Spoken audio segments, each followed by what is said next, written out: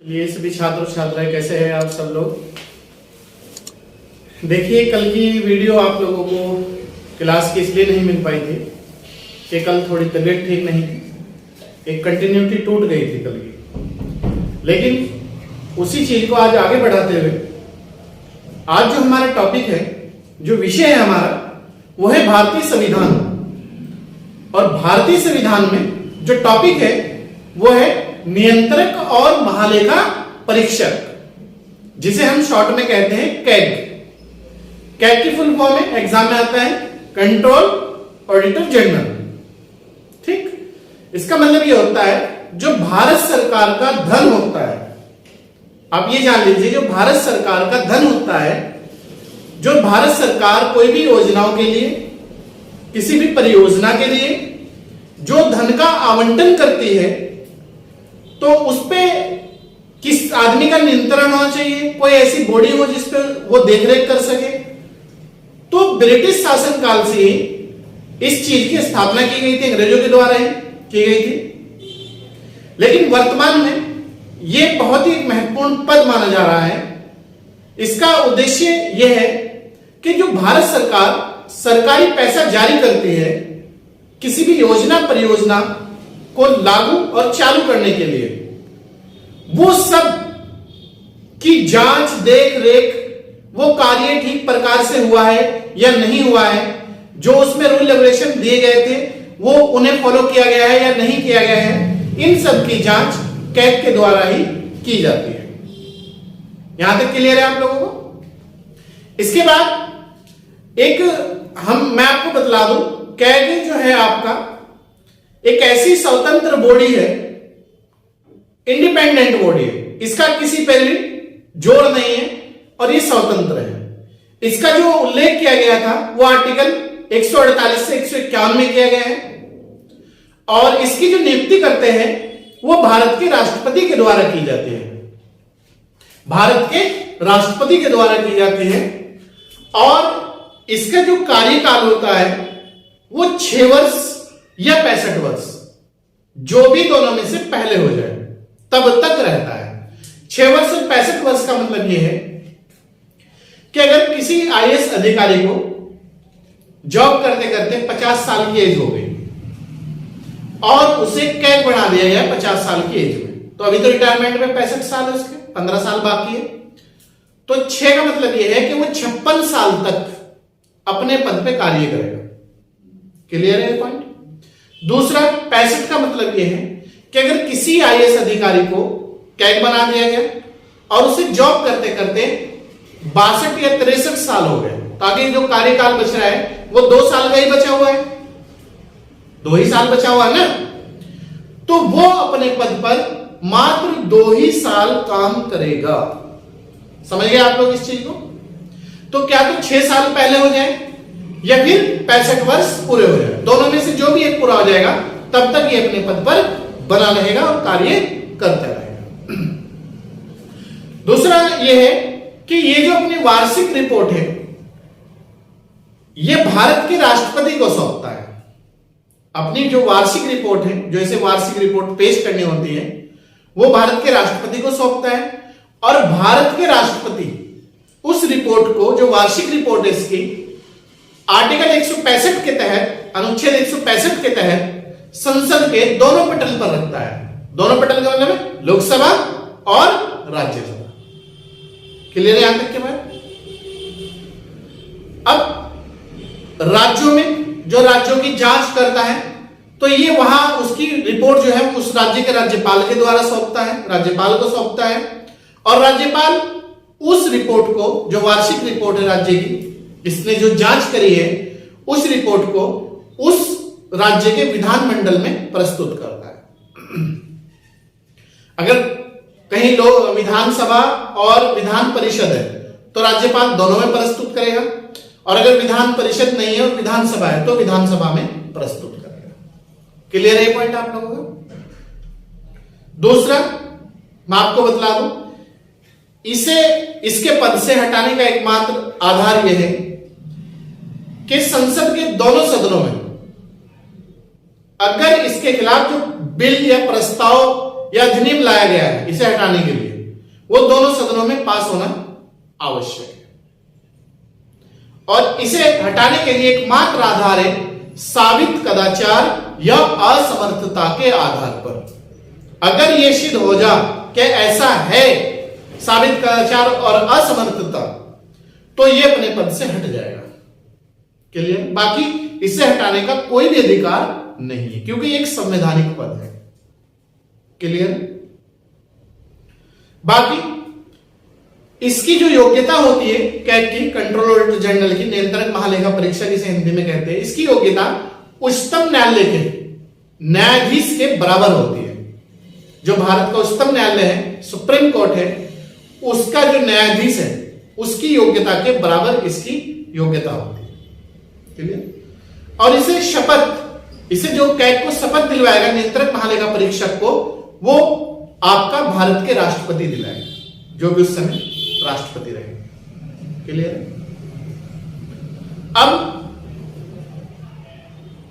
चलिए देखते हैं ये जो कैग है इसका विकास कैसे कैसे हुआ। एक एक पृष्ठभूमि जानते हैं और पृष्ठभूमि के साथ साथ हम वर्तमान तक आते हैं। वर्तमान में कौन कैग है, आजादी के बाद भारत का पहला कौन कैग था, कितने नंबर के हैं। तो वर्तमान में मैं आपको बतला दूं, दीपक कुमार है 25वें नंबर के भारत के नियंत्रक और महालेखा परीक्षक है। तो आइए देखते हैं हम लोग क्या क्या क्वेश्चन बन सकते हैं हमारे क्लास में, एग्जाम में। तो विषय है हमारा भारतीय संविधान। क्लियर है?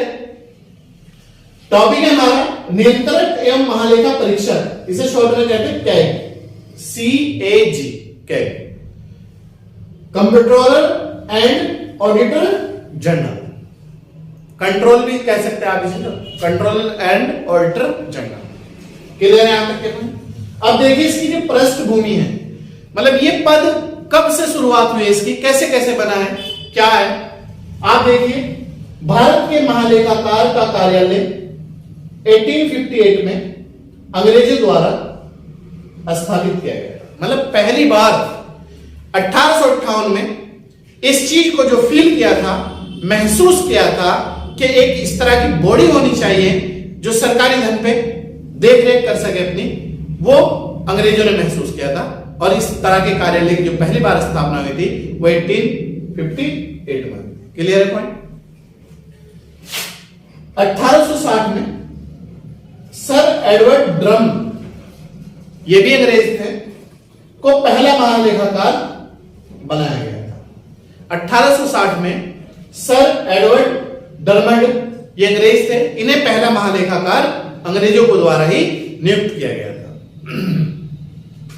फिर इसके बाद तीसरा पॉइंट है हमारा 1866 में इस पद का नाम बदलकर, इस पद का मतलब महालेखाकार का नाम बदलकर नियंत्रक महालेखा परीक्षक कर दिया गया था। कब? 1866। क्लियर है पॉइंट? इसके बाद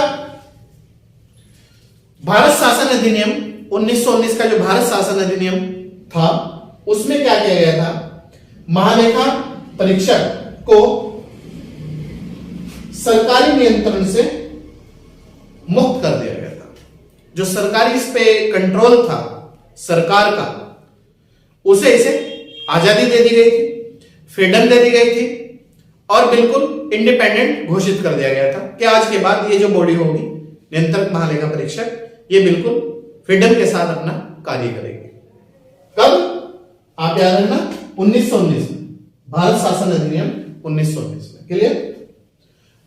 नेक्स्ट है, और इस पद को संवैधानिक दर्जा दे दिया गया था।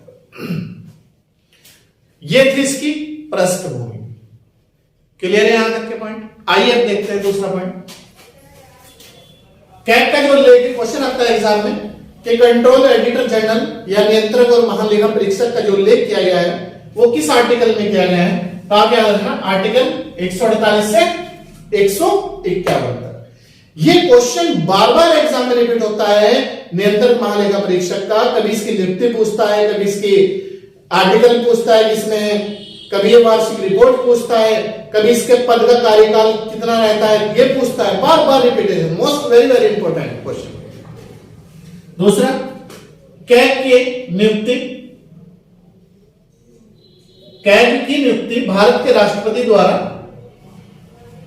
की जाती है या शपथ। नियुक्ति और शपथ, नियुक्ति दे तब भी राष्ट्रपति आंसर है हमारा एग्जाम में, और शपथ दे तब भी हमारा एग्जाम में राष्ट्रपति ही आंसर होगा। क्लियर? कैग अपने पद पर 6 वर्ष या 65 वर्ष, अभी समझाया था मैंने, दोनों में से जो भी पहले हो जाए तब तक ही काम करेगा। 6 साल पूरे हो जाए या 65 वर्ष पूरे हो जाए। क्लियर है? ये लिखा हुआ है मैंने, दोनों में से एक पहले हो जाए।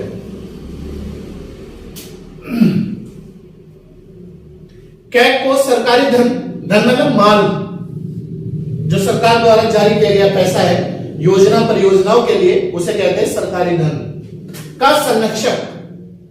संरक्षक मतलब बचाव करने वाला, प्रहरी देखरेख करने वाला, वॉच डॉग, या फिर आप प्रहरी कुत्ता भी कह सकते हैं। ये सब क्वेश्चन एग्जाम में आते हैं और ये पूछता है वॉच डॉग किसे कहा जाता है? कैग, कंट्रोल ऑडिटर जनरल या नियंत्रक महालेखा परीक्षक को। तो ये आप याद रखना, सरकारी धन का संरक्षक कौन है? कैग। वॉच डॉग किसे कहा जाता है? कैग। प्रहरी कुत्ता किसे कहा जाता है? कैग। तीनों पॉइंट आप याद रखना। इसकी जो योग्यता होगी, अभी मैंने जब लेक्चर स्टार्ट किया तभी बतला दिया था कि उच्चतम न्यायालय के न्यायाधीश के इक्वल होती है इसकी योग्यता। वो इसकी होगी, वो इसकी होगी।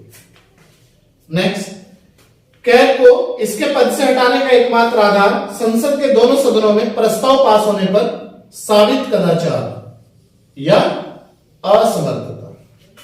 साबित कदाचार या असमर्थता। संसद के प्रत्येक सदन में प्रस्ताव पास होना चाहिए, लोकसभा में भी और राज्यसभा में। तो एकमात्र इसे हटाने का अधिकार है साबित कदाचार या असमर्थता।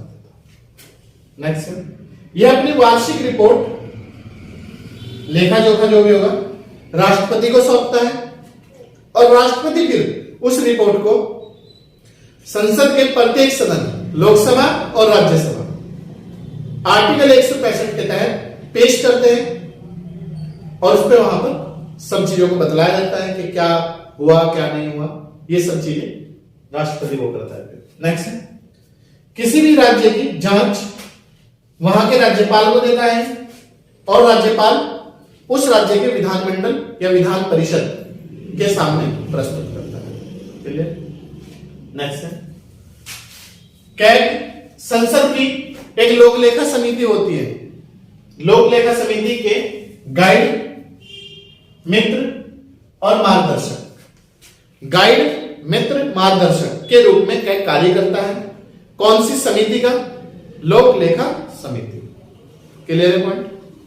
नेक्स्ट है, 1947 जब हमें आजादी मिली 15 अगस्त 1947, तो उसके बाद तुरंत इस पद पे हमने किसे नियुक्त किया था? प्रथम कैग वी नरहरि राव को बनाया गया था। वी नरहरि राव।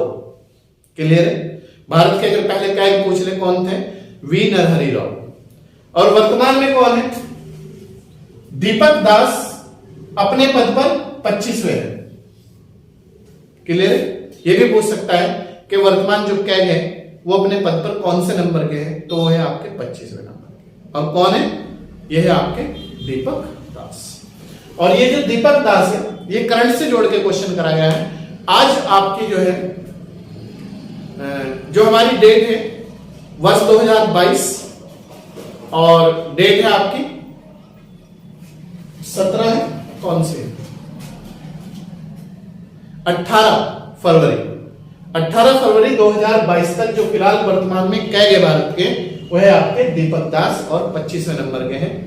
इसके बाद कोई भी इसमें संशोधन होता है, चाहे तो हम ही आपको बतला देंगे या फिर आप इसके बाद जो भी इस पद पे बैठेंगे उन्हें अपने नोट्स में अपडेट कर लें। क्लियर है? तो ये थी आज की हमारी क्लास, जो बहुत ही महत्वपूर्ण टॉपिक था और मुझे आप लोगों तक पहुंचाना था। तो बाकी इसमें आपको कोई भी समस्या है पढ़ने में, समझने में, लिखने में, देखने में, तो आप हमें कमेंट बॉक्स में कमेंट करके बताएं। आपकी समस्या का समाधान हम 24 आवर आपके लिए तत्पर हैं और आपकी सेवा में 24 घंटे हम तैयार हैं। या फिर आप हमें व्हाट्सएप नंबर पे भी कॉल कर सकते हैं या व्हाट्सएप ग्रुप में भी मैसेज छोड़ सकते हैं आप, या आप यूट्यूब पर जो हमारा कमेंट बॉक्स है उसमें भी कमेंट करके बता सकते हैं। तो ये थी आज की हमारी क्लास। चलिए खैर मिलते हैं आपसे हम नेक्स्ट क्लास में। तब तक आप आने वाले जो हमारे एग्जाम है उनकी बहुत ही अच्छी तरीके से तैयारी करें, और टॉपिक बाय टॉपिक आपको पढ़ाया जा रहा है। कोई भी ऐसा टॉपिक नहीं है जो एग्जाम में ना है, वहां से क्वेश्चन जरूर बनता है। चाहे आप यूपीएससी का 2022 एग्जाम दीजिए, चाहे आप उत्तराखंड पीसीएस दीजिए, यूपी पीसीएस दीजिए, ग्रुप सी दीजिए, पुलिस दीजिए, एनडीए दीजिए, सीडीएस दीजिए, या आप सीटेट यूटेट दीजिए, नेट का फर्स्ट पेपर दीजिए, आप हर एग्जाम में आपको हमारी क्लास से क्वेश्चन देखने को मिलेगा। और हमारी class rule regulation and continuity के साथ हम लोग आगे बढ़ा रहे हैं। चलिए खैर मिलते हैं आपसे नेक्स्ट।